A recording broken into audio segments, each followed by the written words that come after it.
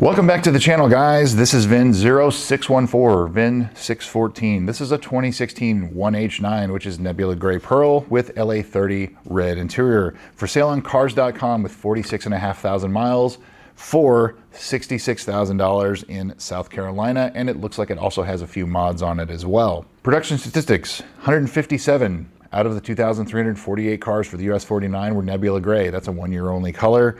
64 of them had LA30 red interior. 2.73% of all of the US 49 production was this color combo, so like an 8 out of 10. You're not going to see very many of these.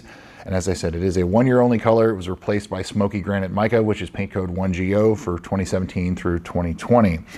For 2016, 157, again, same number, out of 1,418 cars for 2016 were Nebula Gray, and 64 had LA30 red interior. So this car is one of 64 that exist in this color combo for the US 49.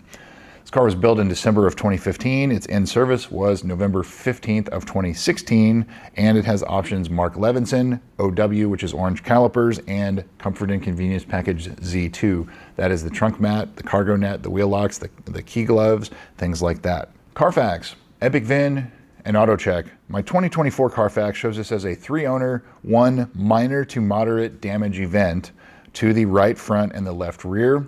My 2026 Carfax shows this as 1 fewer owner, shows it as a 2-owner, not a 3-owner. That's weird, but I think it is a 3-owner, and I'll get to that here in a minute.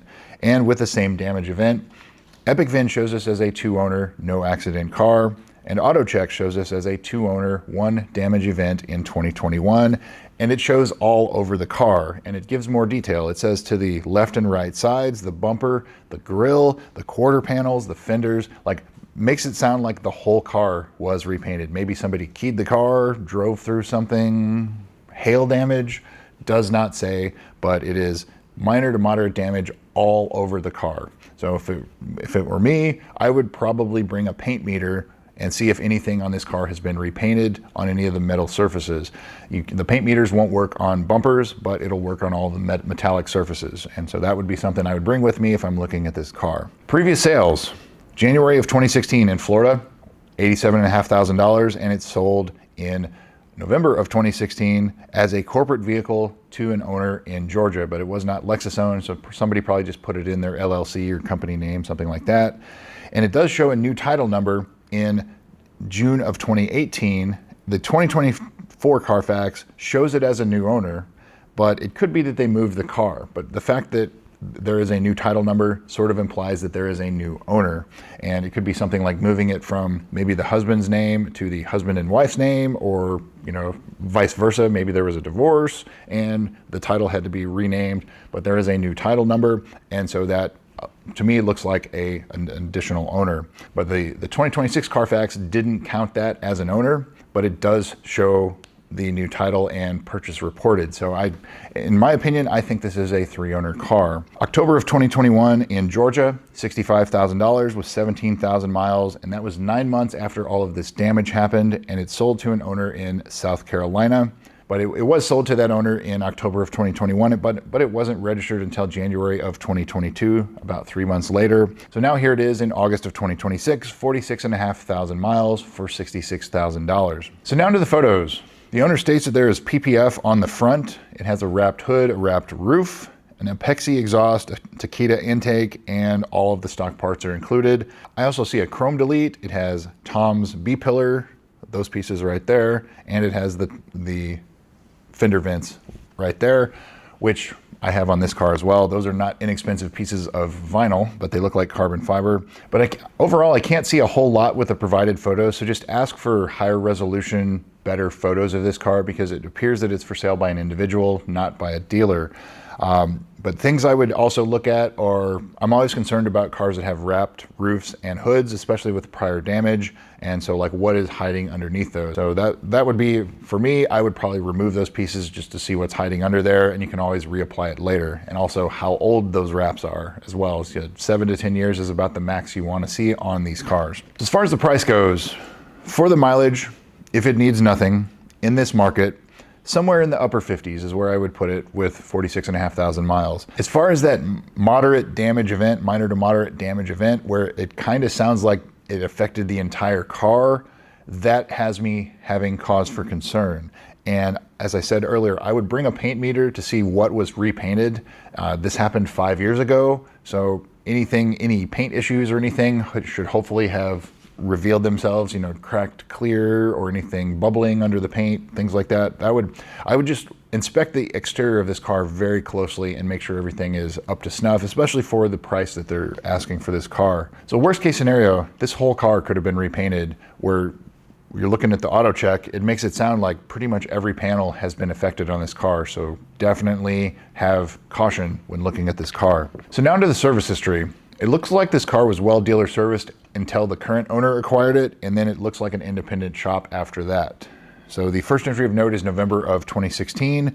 Remove the door lights, and it looks like maybe the dealer had their own brand or something. When you open the door, it shines down on the ground. And install paint protection film. So this car has had PPF on it since it was sold brand new in November of 2016. It looks like in late 16, early 17, they replaced some of the pieces because it was lifting on the corners. And July of 2017, they replaced the door check. So very common issue on these cars. You open the door, it either squeaks or it pops. If it pops, it's the door check. If it squeaks, it is the little seal right between the fender and the door there. And this car did it, and my blue car did it. This car's had the door check replaced and the door seal adjusted, but it's a pretty common thing that you see on these cars. April of 2018, the JLB recall was done. That is the high pressure fuel pumps. October of 2018, install Tom's aftermarket steering wheel, which it does not appear to have anymore. So at one time it had an aftermarket wheel on it. February of 2019, the customer complained about seeing coolant residue in the engine bay, and a little early for valley plate, but they cleaned everything off and there was no leak found.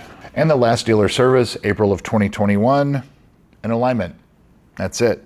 So then moving on to the independent service in May of 2022 at 21,000 miles, front brakes, tires, and it looks like maybe they installed the exhaust or something there. The oil was changed in November of 2022 at 25,000 miles, basically every 5,000 miles. May of 23 at 30,000, November of 23 at 33, August of 2024 at 36,500, August of 25 at 41,000, April of 26 at 44,000. So like every 3,000 to 5,000 miles, the oil was changed pretty religiously. So what's not done? I don't see anything about the rear brakes being replaced. And so at, like 35 to 50,000 miles is about what you would expect to get out of the rear brakes. And so I believe that the rear brakes are original, and so they would probably need replacement if they have not been done. The fronts were done about 25,000 miles ago, and 20 to 25, maybe even 30,000 miles, that's about what you're going to get out of the front brakes. So it probably needs front brakes too, and possibly tires. The tires have about 25,000 miles on them. Again, these high performance all seasons, 25, 30,000. You can maybe stretch it a little bit further, but these cars, when they come up for sale, they almost always need brakes and tires. It sounds like this car probably needs brakes and tires. But what else is not done? The low pressure fuel pump recall has not been done on this car yet. The parts are available. The low pressure fuel pump has not been reprogrammed. So that's a separate event from the recall. And if you hear a humming or buzzing in the back seat, there is a reprogramming for it. It was at once free. It is no longer free, but just shut everything off except the engine and roll the windows up and listen. And if you hear a humming or a buzzing in the back seat, then the low pressure fuel pump needs to be reprogrammed. The ZLZ program, that is the sticky, deformed, delaminating dash.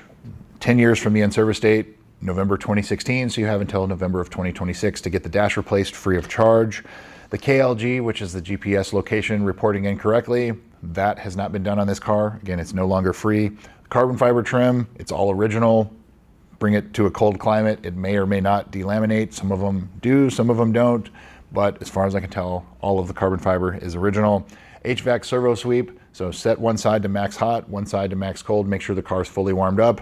Cycle through everything, switch sides, make sure it all responds, goes to the floor, goes to the rear, make sure everything works. If it doesn't, there is a reprogramming that's available, but again, it's no longer free. And if that doesn't fix it, then some of these, in order to replace the little servos that change everything, you have to remove the dash.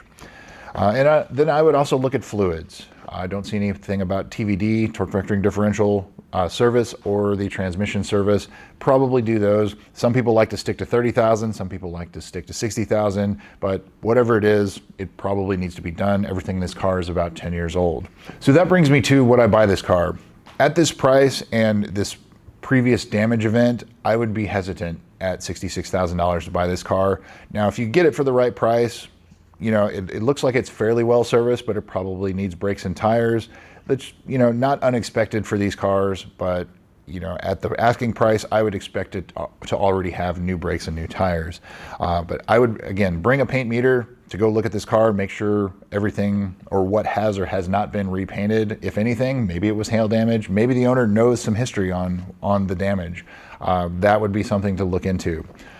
So that's what I've got for you guys. VIN 0614. Thanks again for watching. We'll see you soon.